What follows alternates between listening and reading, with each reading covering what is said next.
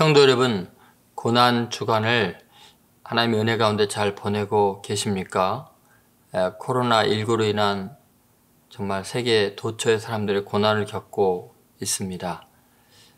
보이지 않는 바이러스 때문에 이렇게 큰 고난을 겪고 있지만 우리 예수님은 우리의 보이는 죄악과 보이지 않는 죄악 때문에 십자가를 지셔야 했고 이루 말할 수 없는 고난을 겪으셨습니다. 오늘은 성금요일이죠. 순환의 날입니다. 오늘 주님께서 우리를 대신해서 옷이 벗겨지고 채찍에 맞으시고 십자가에 못 박혀서 죽임을 당하십니다. 그리고 그 십자가 위에서 절규하시는 내용들이 오늘 본문에 나와 있습니다.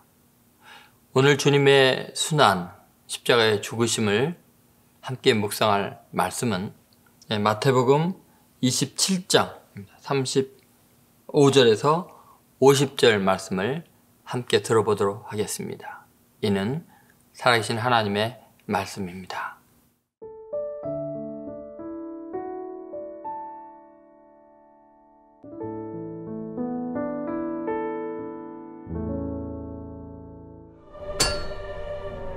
그들이 예수를 십자가에 못 박은 후에 그 옷을 제비 뽑아 나누고 거기 앉아 지키더라. 그 머리 위에 이는 유대인의 왕 예수라 쓴 죄패를 붙였더라. 이때 예수와 함께 강도 둘이 십자가에 못 박히니 하나는 우편에 하나는 좌편에 있더라. 지나가는 자들은 자기 머리를 흔들며 예수를 모욕하여 성전을 헐고 사흘에 짓는 자여, 네가 만일 하나님의 아들이거든 자기를 구원하고 십자가에서 내려오라. 그와 같이 대제사장들도 서기관들과 장로들과 함께 희롱하여 그가 남은 구원하였으되 자기는 구원할 수 없도다. 그가 이스라엘의 왕이로다. 지금 십자가에서 내려올지어다. 그리하면 우리가 믿겠노라. 그가 하나님을 신뢰하니 하나님이 원하시면 이제 그를 구원하실지라. 그의 말이 나는 하나님의 아들이라 하였도다. 함께 십자가에 못 박힌 강도들도 이와 같이 욕하더라. 제6시로부터 온 땅에 어둠이 임하여 제9시까지 계속되더니 제9시쯤에 예수께서 크게 소리질러 이르시되 엘리 엘리 라마 사박다니. 이는 곧 나의 하나님 나의 하나님 어찌하여 나를 버리셨나이까 하는 뜻이라. 거기 섰던 자 중 어떤 이들이 듣고 이 사람이 엘리야를 부른다. 그 중에 한 사람이 곧 달려가서 해면을 가져다가 신 포도주에 적시어 갈대에 깨어 마시게 하거늘 그 남은 사람들이 가만두라. 엘리야가 와서 그를 구원하나 보자. 엘리 엘리 라마 사박다니. 예수께서 다시 크게 소리 지르시고 영원히 떠나시니라.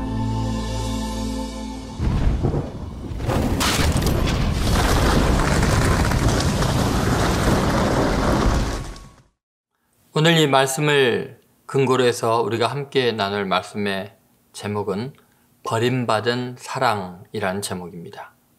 오늘 본문 46절을 보면 예수님께서 하신 말씀 중에 이런 말씀이 있습니다.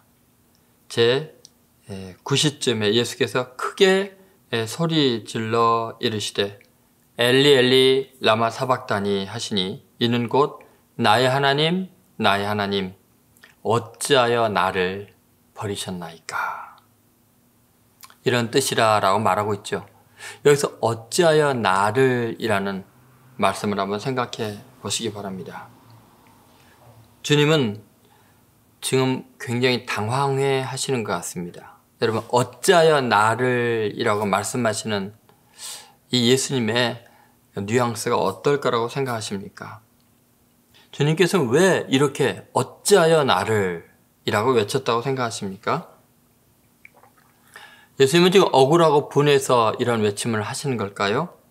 아니면 하나님께 버림을 받아서 이렇게 외칠 수밖에 없었을까요? 여러분, 이 말씀 속에 도대체 하나님의 어떤 뜻이 담겨 있는 걸까요? 까뮤는 이런 말을 했습니다. 예수가 마지막 순간 죽음에 대한 불안 때문에 절규한 까닭에 나는 그를 나의 친구로 생각한다. 이렇게 말했습니다. 그는 예수님을 인간의 한 분으로 또 실패한 사람, 자기처럼 불안한 존재로 바라보기 때문에 이런 말씀을 할 수 있었던 것 같습니다. 여러분, 과연 예수님은 그럴까요? 예수님은 만약에 까메 말대로 불안 때문에, 인간이기 때문에 그렇게 절규하셨다면 죄인인 우리의 친구는 될지언정 우리의 구주가 될 수 없었을 것입니다. 도대체 주님은 어찌하여 나를, 왜 이렇게 외쳤을까요? 그 첫 번째 우리가 생각할 것은 이런 점입니다. 죄의 심각성에 대한 예수님의 말씀이기도 하죠. 여러분, 예수님께서는 지금 어찌하여 나를 이렇게 외치는 것을 통해서 죄가 얼마나 심각한가를 우리 모두에게 알려주고 있습니다. 여러분, 죄악의 세력이 얼마나 가공할 만한 세력인가? 그것은 하나님께서 당신의 외아들을 버리셔야만 해야 할 정도로, 그 죄의 문제가 해결되기 위해서는 하나님의 아들인 예수님이 어찌하여 나를 버리셨나이까 라는 절규가 나올 만큼 그 죄의 문제는 심각하다는 것입니다.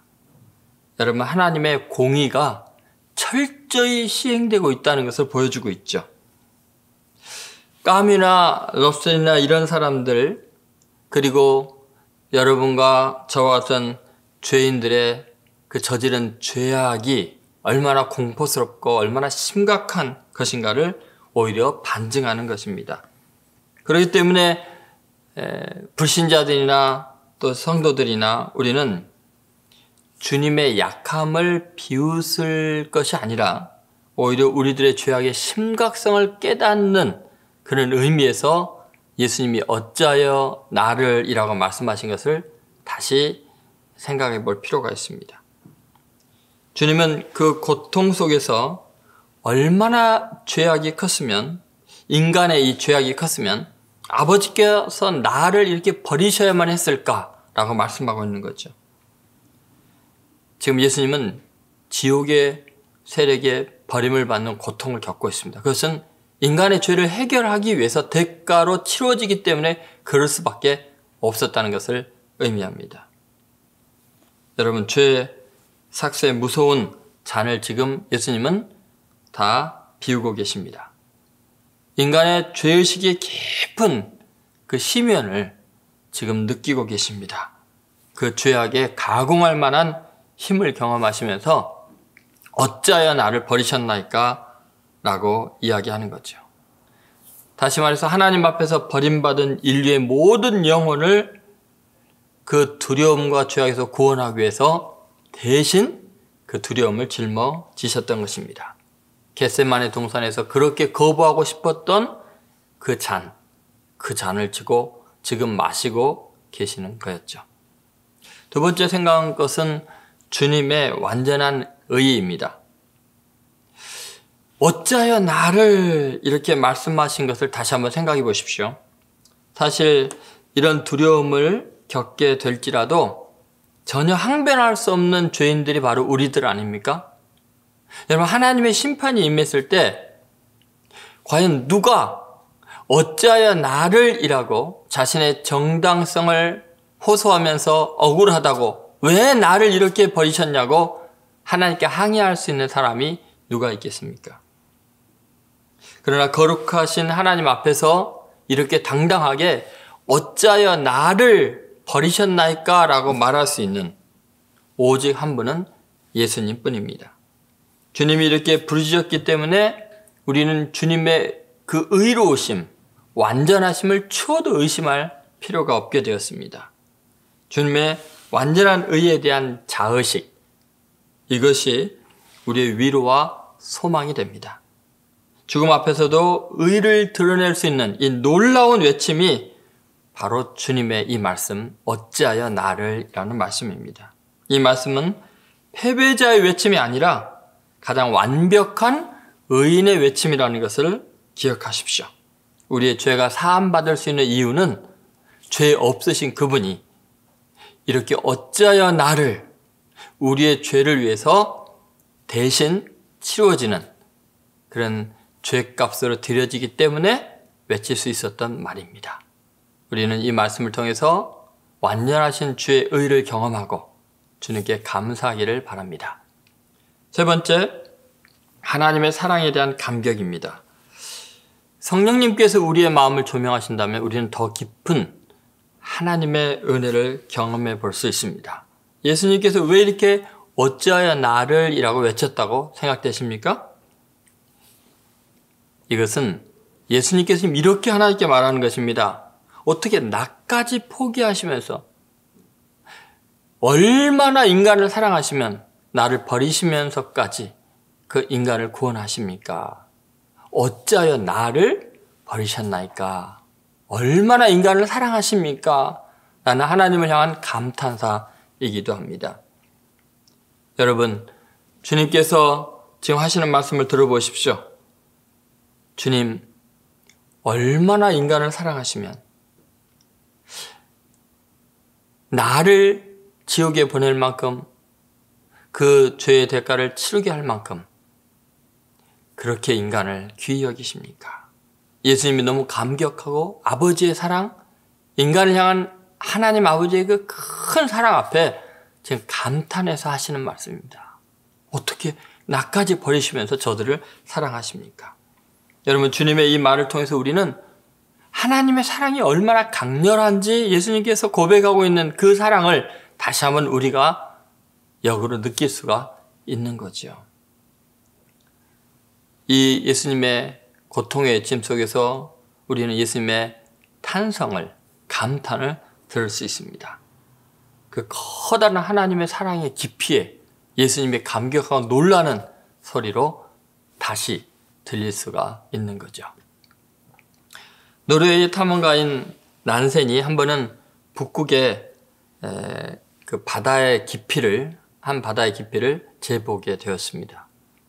그래서 동아줄을 길게 내렸는데 끝이 닿지가 않는 거예요. 밧줄의 길이가 닿도록 닿지가 않습니다. 그래서 이 바다는 이 밧줄보다도 깊다 이렇게 표현하고 다음날 더 긴 밧줄을 가지고 갔습니다. 연결해서 내렸는데 역시 끝이 닿지 않습니다. 그렇게 며칠을 더 긴 줄을 가지고 그 끝을 달려고 했는데 끝이 닿지가 않습니다. 그래서 결국은 그 바다의 깊이를 잴 수 없다는 것을 알게 되었죠. 난센의 그의 일기에는 이런 메모가 적혀 있었습니다. 이 근방 바다는 하나님의 사랑과 같다. 끝없이 깊은 바다이다. 여러분, 하나님의 사랑의 깊이를 잴 수 있는 인간은 없습니다. 예수님께서도 그 깊이에 놀라셔서 어찌하여 나를 버리셨나이까? 라고 십자가 위에서 외치신 거죠. 결국 우리는 이 고난의 주간에, 특별히 성금요일에 우리도 탄성을 지를 수밖에 없습니다. 하나님, 나 같은 죄인이 무엇이기에 당신의 외아들이 버림을 받을 때까지 그 모든 고난을 겪게 하시고 나를 구원하셨습니까? 어찌하여 나 같은 죄인을 구원하셨습니까? 어찌하여 나를, 그 하나님의 깊이를 다시 한번 새롭게 경험하고 그 하나님의 사랑의 깊이를 잴 수 없노라고 고백하고 세상에 그 사랑을 증거하는 귀한 성금요일 되시기를 주의 이름으로 축원드립니다. 기도하겠습니다. 거룩하신 하나님 아버지, 측량할 수 없는 사랑을 받고 살면서도 미천이 떨어진 것처럼 원망하고 불평했던 저희들의 죄악을 용서해 주옵소서. 그 깊이를 헤아릴 수 없었던 바다처럼 주님의 사랑은 한없이 깊기에 우리는 주님의 사랑을 다 알 수가 없습니다. 십자가에 달리신 주님의 이 고백, 어찌하여 나를 버리셨나이까? 이 고백을 통해서 하나님의 놀라운 사랑을 다시 한번 깊이 새기는 복을 내려 주옵소서. 주님의 의로우심을 다시 찬양하고 하나님 아버지의 그 사랑의 크기를 경험하고 그 죄악의 엄중함을 깨닫고 변화의 새 사람이 되는 복된 시간 되게 하여 주옵소서.